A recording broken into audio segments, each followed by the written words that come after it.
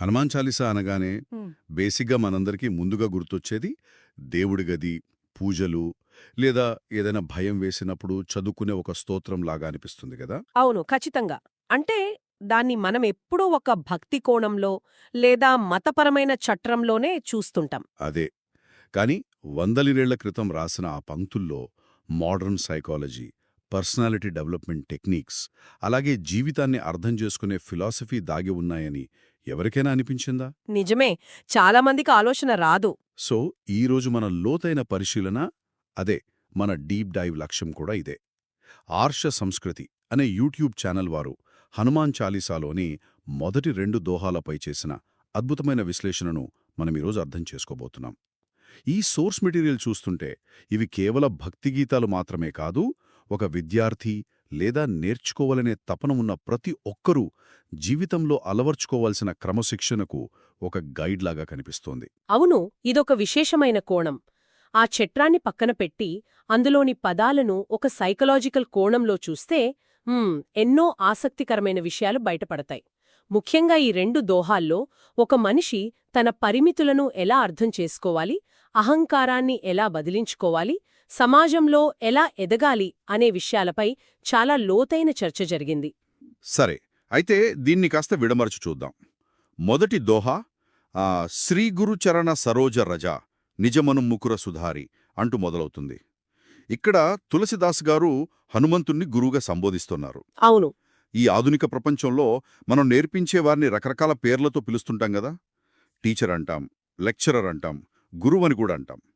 ఆర్ష సంస్కృతి వారి విశ్లేషణ ప్రకారం చూస్తే ఈ 3 పదాలకు చాలా స్పష్టమైన వ్యత్యాసం కనిపిస్తోంది. ఉదాహరణకు టీచర్ అంటే ఒక సదుపాయకర్త, అంటే ఫెసిలిటేటర్ అన్నమాట. విద్యార్థులకి ఏది కావాలో అది అందించి దారి చూపిస్తారు. కరెక్ట్. మరి లెక్చరర్ విషయానికొస్తే వారు ఒక సబ్జెక్ట్లో ఎక్స్పర్ట్స్. క్లాస్లోకొస్తారు, వాళ్లకు తెలిసిన సమాచారాన్ని అందిస్తారు, వెళ్ళిపోతారు. అక్కడ ఎవరు వింటున్నారు, ఎవరికి అర్థం కాలేదు అనేది వారి ప్రైమరీ బాధ్యత కాదు. ఎగ్జాక్ట్లీ. కానీ గురువు అనే పదానికున్న అర్థం వీటన్నిటికీ భిన్నంగా చాలా లోతుగా ఉంది. ఖచ్చితంగా. అసలైన అర్థంలో గు అంటే అంధకారం లేదా అజ్ఞానం, రు అంటే ఆ అంధకారాన్ని తొలగించేవాడు. అంటే గురువు కేవలం సమాచారమిచ్చే వ్యక్తి కాదు, మన లోపల పేరుకుపోయిన అజ్ఞానాన్ని సమూలంగా పారద్రోలే వ్యక్తి. ఈ దోహాలో వాడిన నిజమను ముకుర సుధారి అనే పదం చాలా పవర్ఫుల్. ముకురం అంటే అద్దం కదా. అవునండి, ఇక్కడ మనస్సును ఒక అద్దంతో పోల్చారు. మనం మన ముఖాన్ని అద్దంలో చూసుకున్నప్పుడు ఆ అద్దం మీద దుమ్ము ఉంటే మన ప్రతిబింబం మనకు స్పష్టంగా కనిపించదు కదా.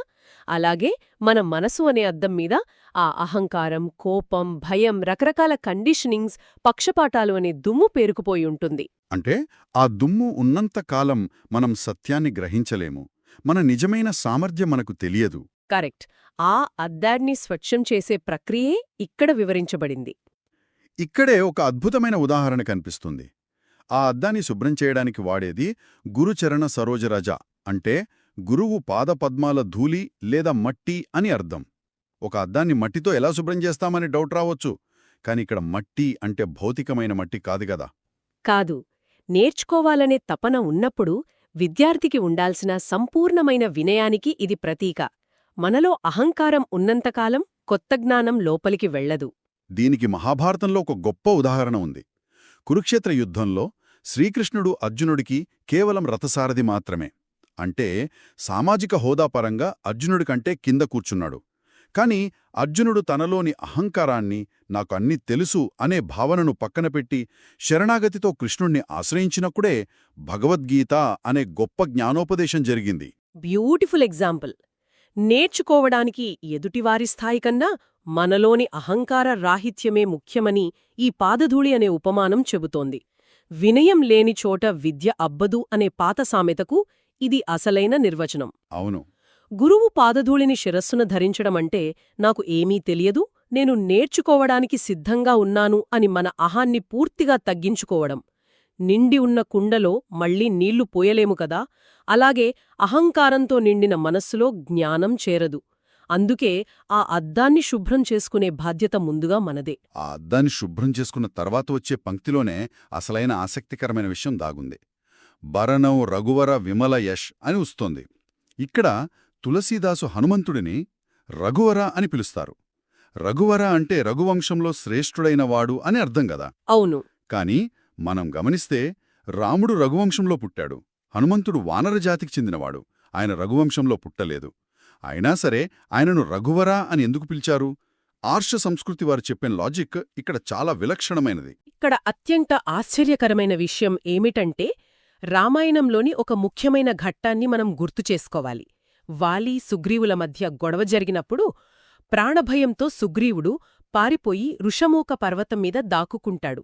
ఎందుకంటే వాలి ఆ పర్వతం మీద అడుగు పెడితే చనిపోతాడు అనే శాపముంది కాబట్టి. అది సుగ్రీవుడికి ఒక సేఫ్ జోన్ అన్నమాట. ఎగ్జాక్ట్లీ. ఆ సమయంలో సీతమ్మను వెతుక్కుంటూ రాముడు అక్కడికి వస్తాడు.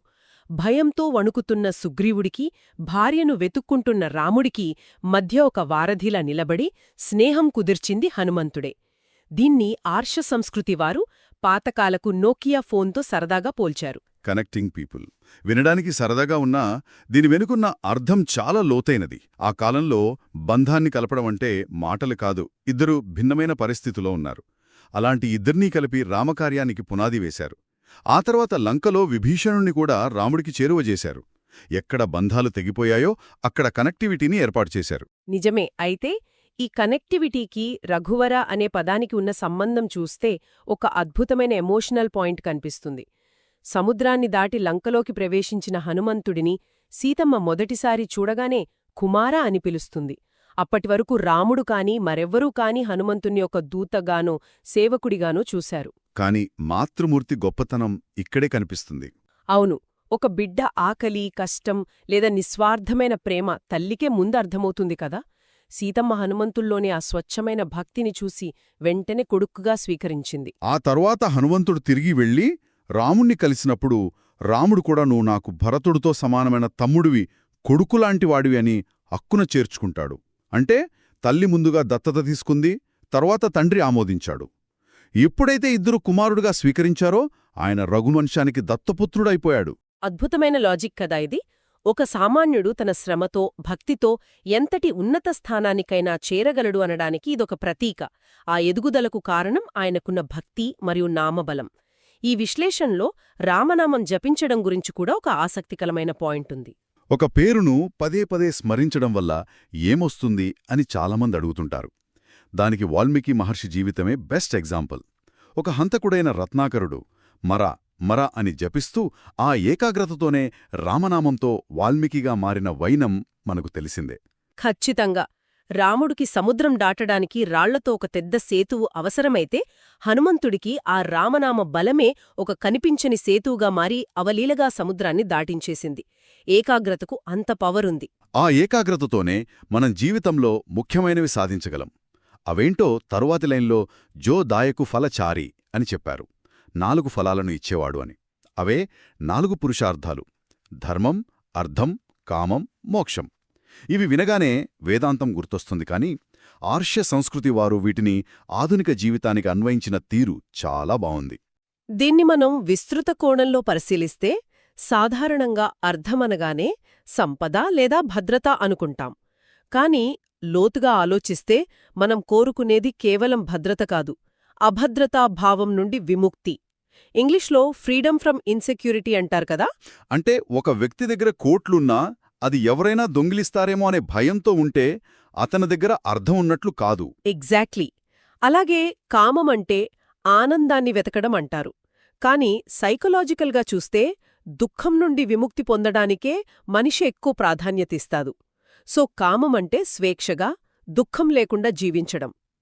ఇవన్నీ దాటినప్పుడు మోక్షం వస్తుంది. అయితే ఇదంతా సాధించడానికి ఒక ప్రాథమిక సూత్రం అవసరం. అదే అంతఃకరణ శుద్ధి. ఇక్కడ ఒక పాయింట్ నన్ను ఆశ్చర్యపరిచింది. మనం దానధర్మాలు చేసినప్పుడు అవి స్వర్గంలో మన పుణ్యఖాతాలో పడతాయని లెక్కలు వేసుకుంటాం. కాని ఇవి చేసేది మన ఇన్నర్ ఇన్స్ట్రుమెంట్ ప్యూరిఫికేషన్ కోసమంటే, మనలోని స్వార్థం, ఈర్ష్య తగ్గడానికి, మన అంతఃకరణ శుద్ధి కోసం. అవును.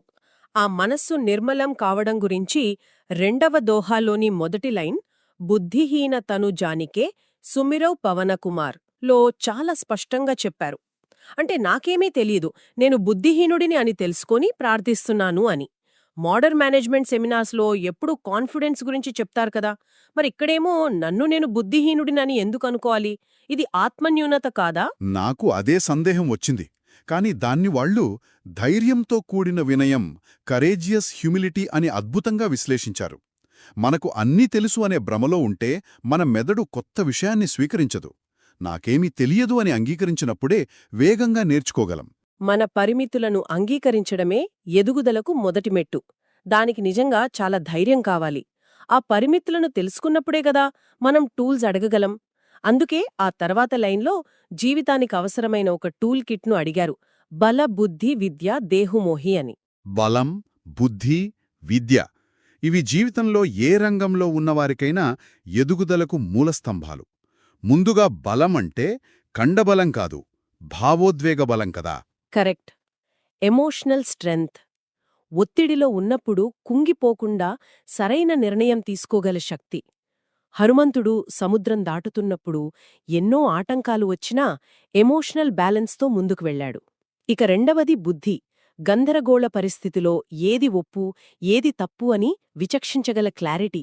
మరి విద్య అంటే కేవలం డిగ్రీలు కాదు, ప్రాక్టికల్ స్కిల్స్, అడాప్టబిలిటీ అని వివరిస్తూ ఆర్టిఫిషియల్ ఇంటెలిజెన్స్ని ఉదాహరణగా తీసుకున్నారు. అవును, అదొక పర్ఫెక్ట్ ఎగ్జాంపుల్.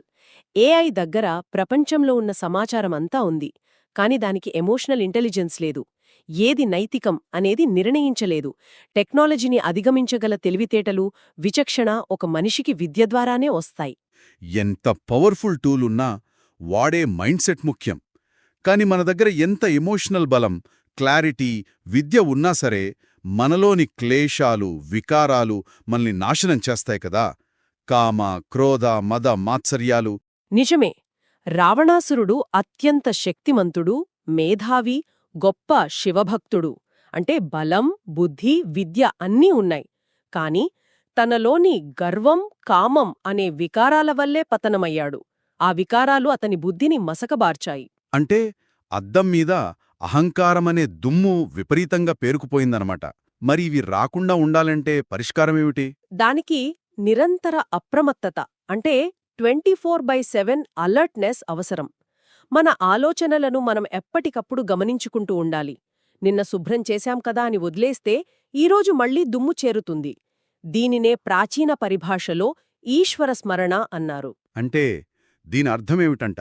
100 ఏళ్ల క్రితం రాయబడిన కేవలం కొన్ని పంక్తులలో ఎంత గొప్ప psychology, emotional intelligence, management skills దాగి ఉన్నాయో చూస్తుంటే ఆశ్చర్యంగా ఉంది. ఇది కేవలం సమాచారం కాదు, జీవితాన్ని మార్చే జ్ఞానం. ఖచ్చితంగా. ఇదొక ముఖ్యమైన ప్రశ్నను లేవనెత్తుతోంది.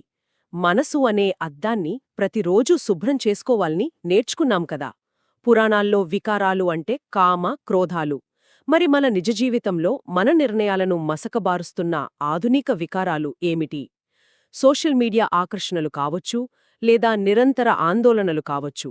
వాటిని దాటి మన నిజమైన సామర్థ్యాన్ని గుర్తించడానికి మనవంతుగా మనం సృష్టించుకోవాల్సిన ఆ వ్యక్తిగత తారక మంత్రం, అంటే పర్సనల్ ఫోకస్ పాయింట్ ఏమిటి? చాలా గొప్ప ప్రశ్న. ఈ ఆధునిక వికారాలను గుర్తించి మన ఫోకస్ పాయింట్ ఏమిటో ఎవరికి వారు అన్వేషించాల్సిన అవసరముంది. ఈ థాట్తోనే ఈనాటి మన డీప్ డైవ్ను ముగిద్దాం. ఇలాంటి మరిన్ని ఆసక్తికరమైన విషయాలతో